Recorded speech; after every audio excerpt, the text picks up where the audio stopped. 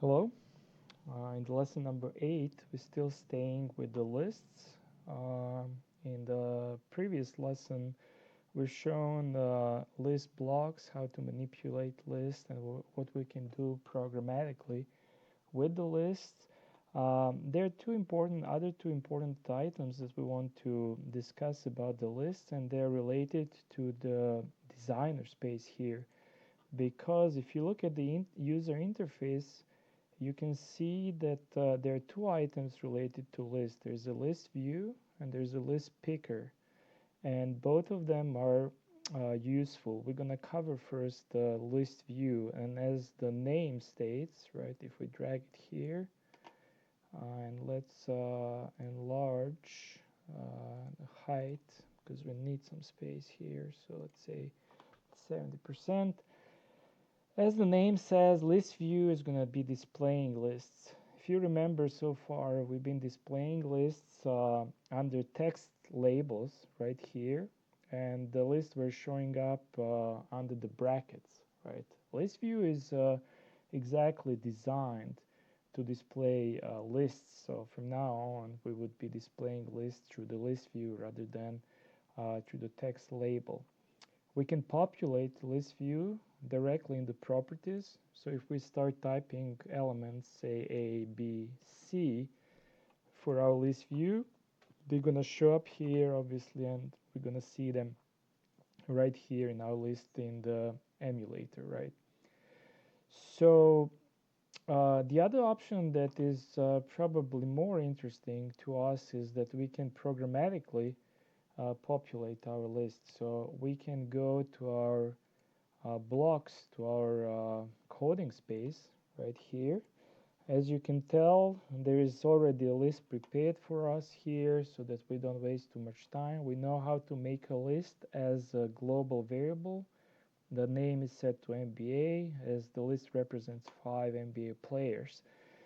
So we want to display this list into our list view right here, and we're going to use our button here as the event handler. So when we press this button, right, list button, this is our event handler.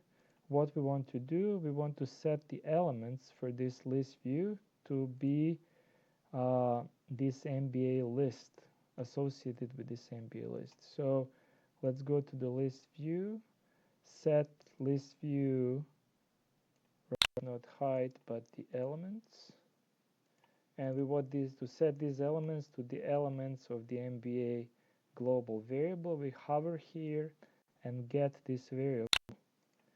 And now when we press this list button, this list is going to be displayed in the list view, right? So click here and we have this list displayed.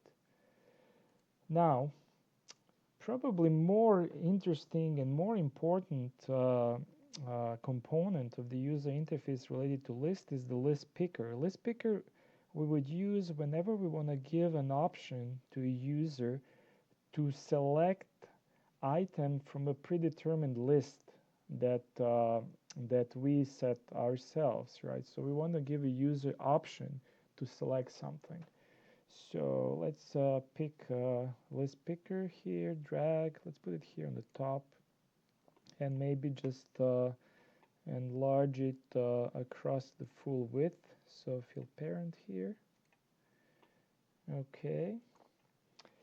And so just as the list view, we can pre-populate this list picker with items here. So again, if we type in items, we need to separate it by commas. We can pre-populate the list with items, and that can be convenient sometimes, right? So that's definitely something can be used. But again, what we're more interested here is to populate this list picker programmatically, right? So let's say instead of this list view elements here, we actually want to set, right, the list picker elements. So it's right here, and we want to set the list picker elements to this NBA list, right? We don't need this one for right now. So now what happens is that when we click this button, the list picker right here is gonna be populated by these names. So let's click. We don't see this now because we need to select this list picker to see the names. So if we click here, okay, we see these names that are populated, and we can select one player, doesn't matter. Let's say Kobe. So since we're going to uh, pick these players, we can also change, and we can give a hint to user what we want him to do here. So let's say instead of this text in the properties, we're gonna change, and we're gonna prompt user to select, right? Select and say NBA GOAT, greatest player, right, of all times.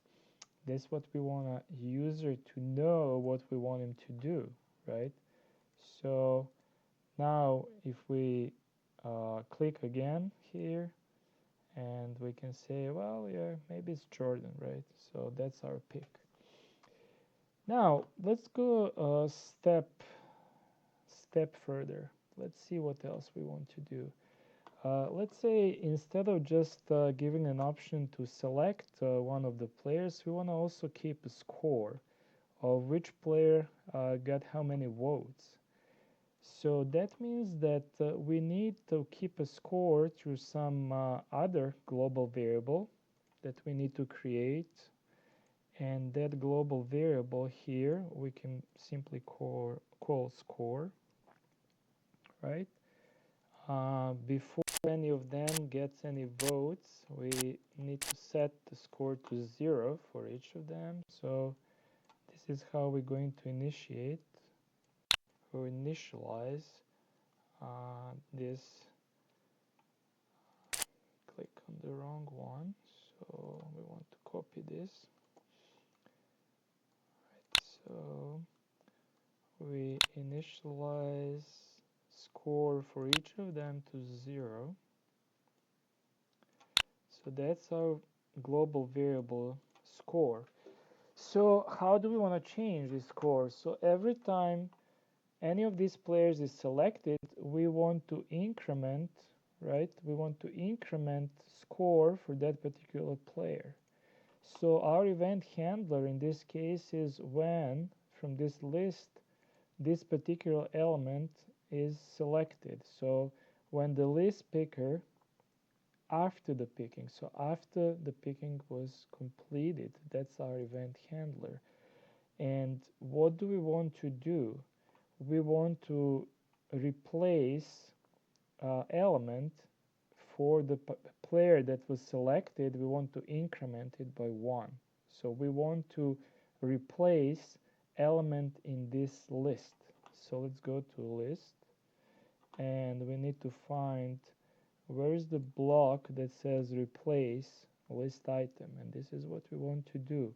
We want to replace the list item. What is the list? List the global score. We hover here, grab that global score. What is the index?